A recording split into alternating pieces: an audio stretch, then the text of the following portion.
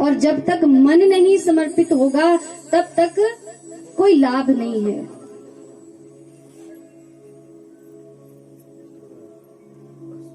कहते हैं ना कि हम सोचते हैं कि शायद भगवान हमारी बहुत पैसों से, धन दौलत से प्रसन्न होते होंगे।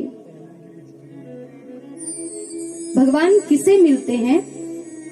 क्या हम ये कहें कि भगवान जो अत्यधिक सुंदर हैं उसे मिलते होंगे? शायद भगवान हमारी सुंदरता पर रीझ जाते होंगे, लेकिन ऐसा भी नहीं है, क्योंकि जो गजेंद्र है, हाथी है, वो कितना सुंदर होता है, लेकिन उस पर भी तो भगवान ने, श्री हरि ने कृपा की।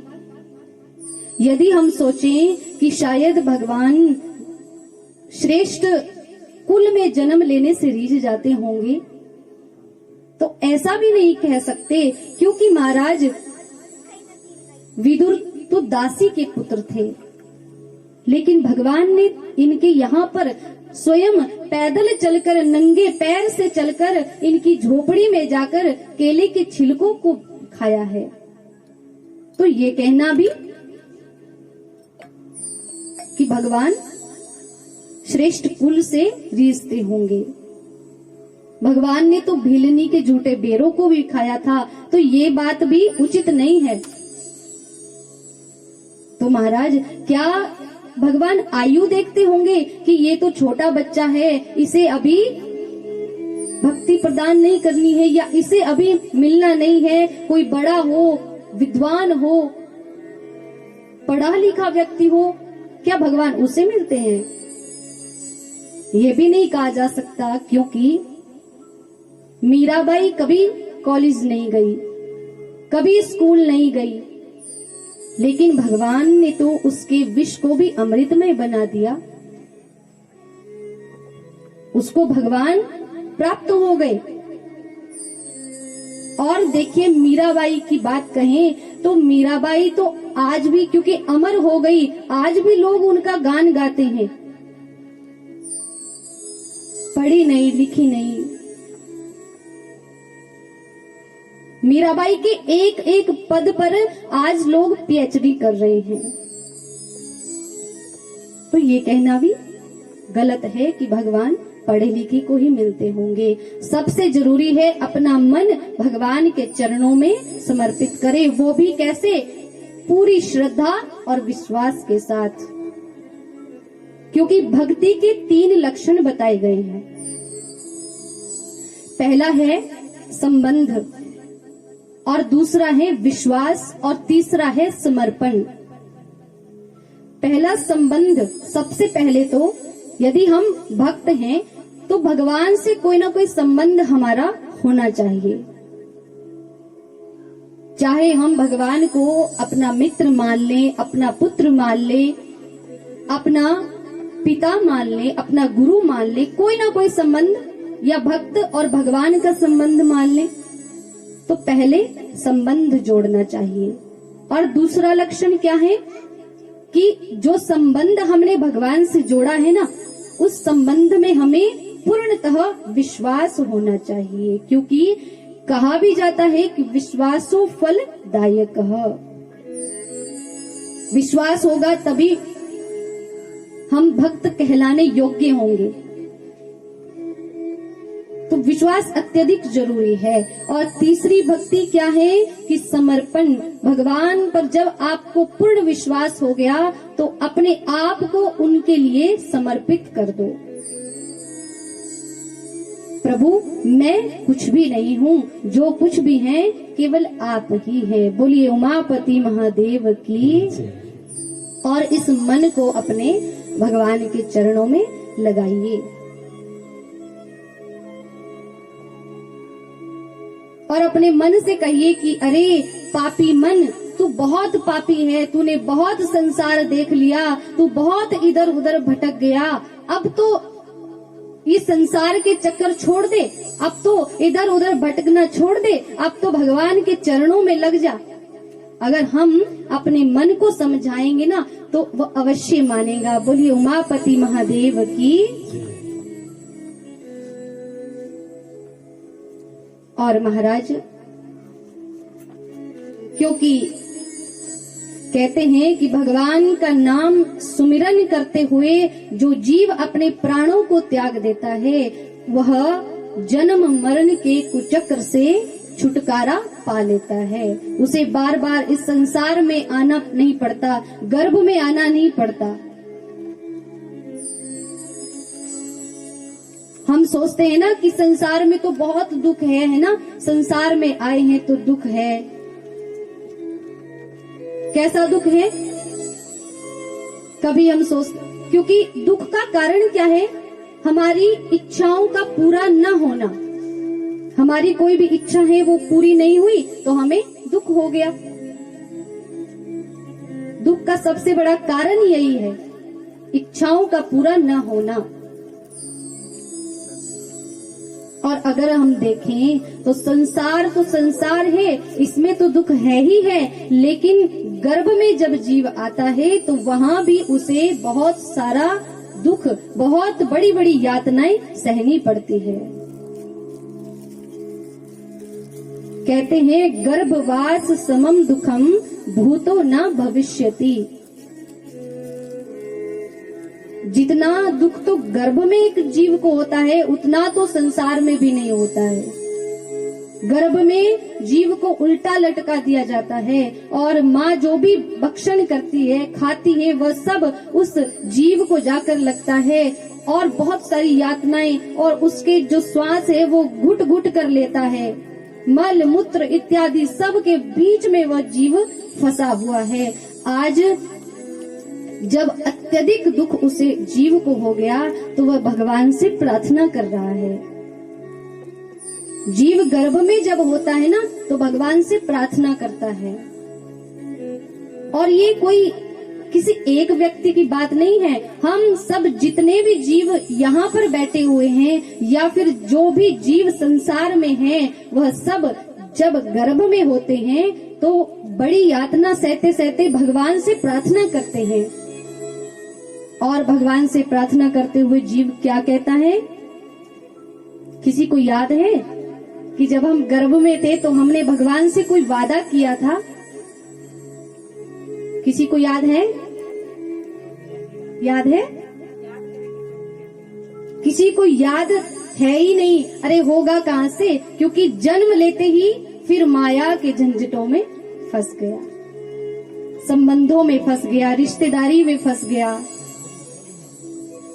जब हम सब जीव गर्भ में थे तो हमने भगवान से उस समय प्रार्थना करी कि हे प्रभु, हमें यहाँ पर बहुत ही दुख, बहुत ही यातनाएं सहनी पड़ रही हैं, हमें यहाँ से बाहर निकालो।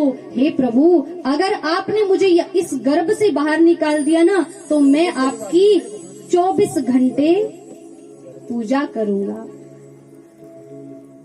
ये वादा हम सब भगवान से गर्भ में करके आए हैं कि हम 24 घंटे आपका भजन करेंगे। लेकिन जैसे ही गर्भ से बाहर आए, भगवान ने कहा चलो ठीक है, तुम 24 घंटे नहीं, क्योंकि तू जब संसार में जाएगा तो क्या खाएगा नहीं, सोएगा नहीं, कुछ कमाएगा नहीं, फिर कैसे संसार चलेगा? तो जीव कहता है भगवान ठीक है, तो आप ही बताओ कितना, 8 घंटे कर लूं? बोले 8-10 घंटे तो तू सोने में ही बिताएगा, फिर दिन भर में इधर उधर के सांसारिक काम करेगा, फिर तेरा परिवार होगा उसके लिए भी तो समय नहीं देगा। भगवान कहते हैं तू 24 घंटे नहीं, 8 घंटे नहीं, 6 घंटे नहीं, 4 घंटे नहीं, 1 घंटा नहीं, अगर तू पूरी श्रद्धा और विश्वास के साथ एक क्षण भी यदि मुझे याद कर लेना तब भी तेरा उद्धार हो जाएगा। बोलिए उमापति महादेव की जय।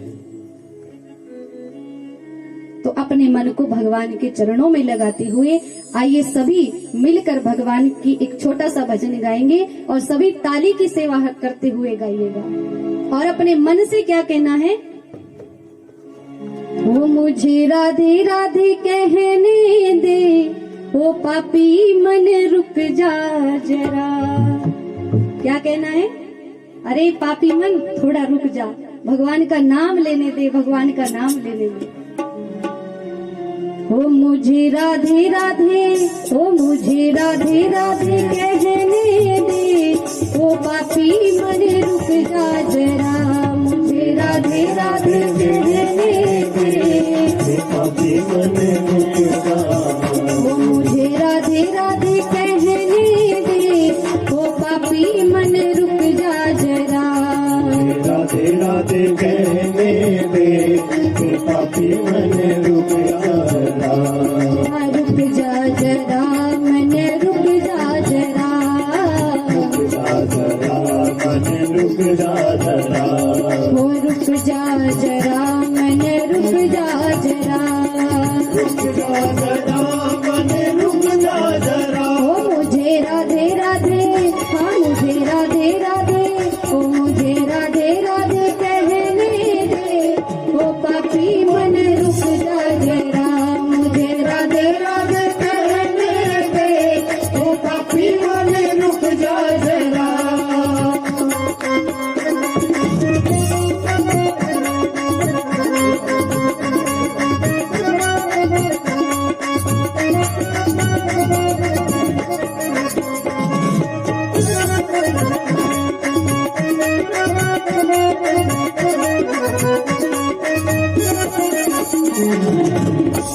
और गर्भ में प्रभु से वादा किया था, गर्भ में प्रभु से वादा किया था, गर्भ में प्रभु से वादा किया था, गर्भ में प्रभु से वादा किया था, अब तक ना तो वो पूरा किया था, अब तक तो वो पूरा किया था, अब तक ना तो वो पूरा किया था, अब तक ना वो पूरा किया था, वो मुझे वादा निभाने दे, मुझे वादा निभाने दे, क्या कहना है, ओ मुझे वादा निभाने दे, वादा निभाने दे, ओ पापी मन रुक जा जरा, मुझे वादा निभाने दे, ओ पापी मन रुक जा जरा, मुझे राधे राधे कहने दे, ओ पापी मन रुक जा जरा, मुझे राधे राधे कहने दे, वो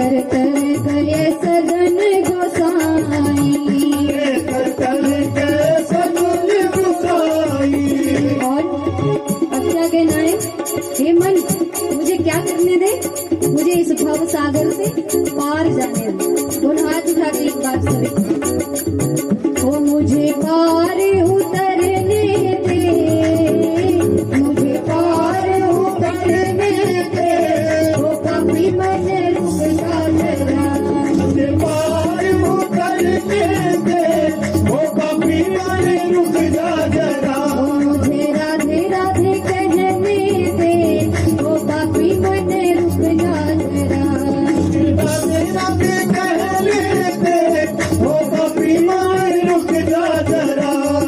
रुक जा जरा, मन रुक जा जरा, रुक जा जरा मन रुक जा जरा। रुक जा जरा, मन रुक जा जरा, रुक जा जरा मन रुक जा जरा। ओ मुझे राधे राधे, ओ मुझे राधे राधे, ओ मुझे राधे राधे कहने दे, ओ काफी मन रुक जा जरा, मुझे राधे राधे कहने दे, ओ कभी मन रुक जा जरा। मुझे राधे राधे कहने दे, ओ काफी मन रुक जा जरा, राधे राधे कहने दे, ओ कभी मन रुक जा जरा। ओ काफी मन रुक जा जरा, ओ कभी मन रुक जा जरा। ओ कभी मन रुक जा जरा।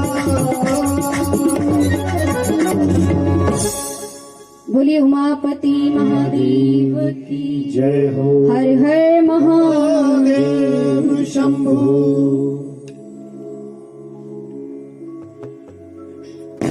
तो महाराज इस प्रकार से जीव भगवान से प्रार्थना करता हुआ गर्भ से बाहर आता है, और जैसे ही गर्भ से बाहर आया रोना शुरू किया, तभी सारे घर वाले, माता पिता, दादा दादी, ताऊ चाचा, मासी फूफा, सब रिश्तेदार बधाई हो, तुम्हारे लल्ला हुआ है या तुम्हारे लाली हुई है, बधाई हो, बधाई देते हुए आते हैं। और जीव जो छोटा बालक है ना, वो रो रहा होता है और लोग खूब नाच रहे होते हैं। और जैसे ही थोड़ा बड़ा हुआ, अभी तुतलाकर बोलना शुरू किया जीव ने, तब तक तो नए नए संबंध उसे बताने लग जाते हैं, बेटा ये तेरी मम्मी है, ये तेरे पापा हैं। अब जो वादा था ना, वो भूलता चला गया, भूलता चला गया। फिर और बड़ा हुआ, तब तो महाराज अनेकानेक रिश्ते।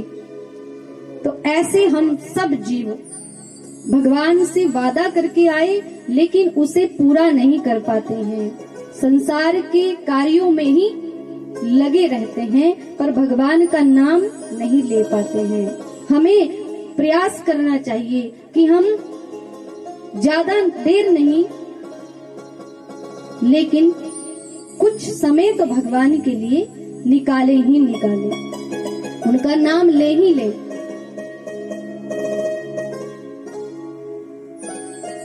आगे बहुत सुंदर कथा, एक भक्त की कथा आती है, उपमन्यु की कथा।